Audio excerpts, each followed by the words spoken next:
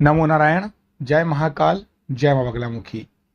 सभी दर्शकों का बहुत बहुत स्वागत है। और देखिए, आज का विषय है कि ब्रह्म मुहूर्त में उठते ही अगर आप ये चार काम करते हैं, यानी ब्रह्म मुहूर्त में उठकर भी अगर आप ये चार काम करते हैं तो आपकी लाइफ यानी जिंदगी बदल जाएगी, इसमें कोई शक नहीं है। और ये जो मैं चीज बताने जा रहा हूं आपको, ये बहुत ही इंपॉर्टेंट है। आप में से बहुत से लोग ये चीजें करते भी होंगे और कुछ नहीं करते होंगे, और जो नहीं करते हैं वो समझ लें, और जो आगे मुझे सुनेंगे वो भी समझ लें। देखिए, ब्रह्म मुहूर्त में उठकर एक काम सबसे पहले करना चाहिए।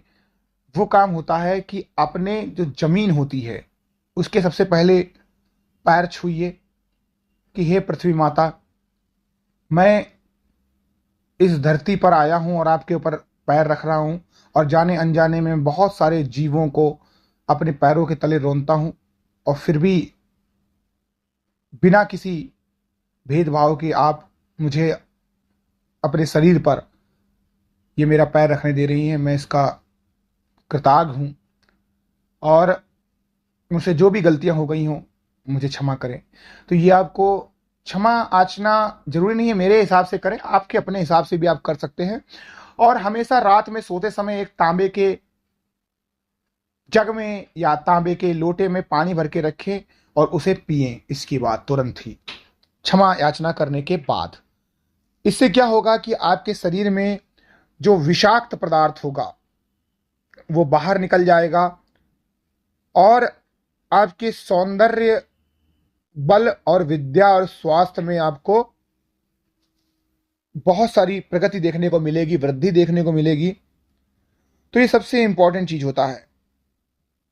अब जैसे ही आपने ये काम कर लिया है पहला, अब आपका दूसरा जो चीज आती है वो आता है पूजा और ध्यान करने का। आप पूजा ध्यान करिए, किसी मंत्र को आप पढ़ सकते हैं जो आपको अच्छा लगे। वैसे तो आपको कराग्रे वस्ते लक्ष्मी, ये मंत्र तो उठते ही जरूर पढ़ना चाहिए, हर इंसान को पढ़ना चाहिए, है ना। आप सबसे पहले ये नियम बांध लीजिए कि आपको तीन काम करने हैं। एक, कराग्रे वस्ते लक्ष्मी जो मंत्र है वो पढ़ना है। दूसरा, आपको गायत्री मंत्र पढ़ना है। तीसरा, आपको गणपति महाराज को याद करना है। ये अगर आप काम करते हैं तो आपका दिन सवेर जितना भी होगा वो 24 घंटे आपके बहुत अच्छे जाने वाले हैं। तो ये एक नियम होता है कि आप करें। अब इस समय में आप चाहे ये तीन काम करेंगे तब भी आपकी पूजा अर्चना साधना हो जाती है। अब इस पूजा अर्चना साधना को आप बढ़ा सकते हैं। आप गायत्री मंत्र के जाप को बढ़ा सकते हैं, आप कराग्रे वस्ते लक्ष्मी को बढ़ा सकते हैं, और इसी के साथ साथ आप गणपति वंदना स्तुति जो भी आप करना चाहें वो उसको भी बढ़ा के आप कर सकते हैं। तो यहाँ पर आपकी पूजा हो गई, अर्चना हो गई, ध्यान हो गई। अब इसके पीछे मकसद यही है कि जब भी आप पूजा अर्चना ध्यान करेंगे तो इस समय में पूजा अर्चना ध्यान बहुत ही आसानी से आपके दिमाग में कंठस्थ हो जाता है, ऊपर तक पहुंच जाता है, क्योंकि वायुमंडल शांत होता है, आपका दिमाग भी शांत होता है। देखिए, मंत्र कितने भी आप जाप कर लें, कितने करोड़ जाप कर लें, कितने दिन में सुबह शाम आप जपते रहे कोई फर्क नहीं पड़ता। लेकिन अगर आपने सच्चे मन से 5 मिनट भी उस मंत्र पे फोकस कर दिया तो समझ लो आपने जंग जीत ली। इसी का नाम है साधना, यानी आपने अपने आप को साध लिया। और ये जो 5 मिनट का समय अंतराल है जिस समय में आप करते हैं, और ये सबसे बड़ा समय मिलता है ब्रह्म मुहूर्त में। ना कोई फोन कॉल्स, ना कोई मीटिंग की टेंशन, कोई इंटरव्यू की टेंशन नहीं, कहीं कुछ जाना नहीं, किसी से कोई लेना देना नहीं। तो बस उस समय में जब आप मंत्र साधना करते हैं, पूजा अर्चना करते हैं, तो आप जिंदगी में सब कुछ पा लेते हैं। विद्यार्थी लोग क्या करें, इस समय में अध्ययन करें। विद्यार्थी लोग इस समय में अध्ययन करें। जब भी आप इस समय अध्ययन करेंगे, पढ़ाई करेंगे, तो आपको हमेशा चीजें याद हो जाएंगी, क्योंकि ऑक्सीजन का जो लेवल होता है बहुत ज्यादा होता है। तो यानी आपके मस्तिष्क यानी आपकी माइंड को एक्स्ट्रा एनर्जी, अतिरिक्त ऊर्जा मिल रही है, एक्स्ट्रा एनर्जी मिल रही है। अब जो लोग विद्यार्थी नहीं है वो क्या करें, वो लोग यहाँ पर शिव महापुराण पढ़ें, भागवत महापुराण पढ़ें, गीता पढ़ें, अच्छे अच्छे श्लोक पढ़ें। एस्ट्रोलॉजी में अगर आप यकीन रखते हैं, एस्ट्रोलॉजी की बुक पढ़िए, आप वास्तु की बुक पढ़िए, आप न्यूमरोलॉजी की बुक पढ़िए, आप विष्णु पुराण पढ़िए, गरुड़ पुराण पढ़िए। जो भी आपको अच्छा लगता हो वो सब आप पढ़ सकते हैं।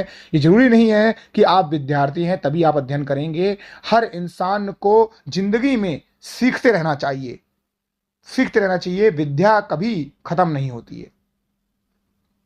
तो ये सबसे बड़ा सबक है आपके लिए कि आप अध्ययन करें। अगली बात, सबसे बड़ी बात आती है जो लास्ट है इसकी, वो है व्यायाम, यानी व्यायाम।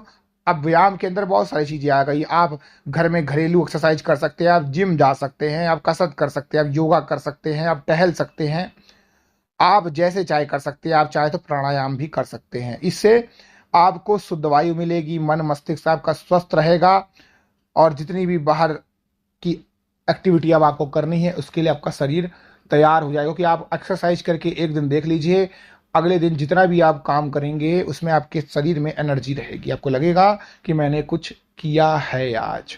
और सबसे बड़ी बात है कि अगर आप अभी एक्सरसाइज कर देंगे तो शाम का आपको टेंशन नहीं रहेगा कि मुझे ये शेड्यूल करना है, वो शेड्यूल करना है, तो ये सारी चीजें नहीं रहेंगी। तो इसीलिए सुबह का समय सबसे सर्वोत्तम माना जाता है। तो आशा करता हूं इस 4 चीजें आप करेंगे और अपनी जिंदगी को बदलते हुए आप अपनी आंखों से खुद देखेंगे। तो करिए, और किंतु परंतु में मत पड़िए, और जब जागो तभी सवेरा होता है, तो कर दीजिए और देखिएगा कैसे आपकी लाइफ चेंज हो जाती है। इसी के साथ मुझे इजाजत दीजिए। मैं अपने इष्ट श्री हरि नारायण विष्णु से यही कामना करता हूं कि आप सभी लोग स्वस्थ रहें, खुश रहें, और आपकी सभी मनोकामनाएं पूर्ण हों। हरिओम, नमो नारायण, जय महाकाल, जय मां बगलामुखी।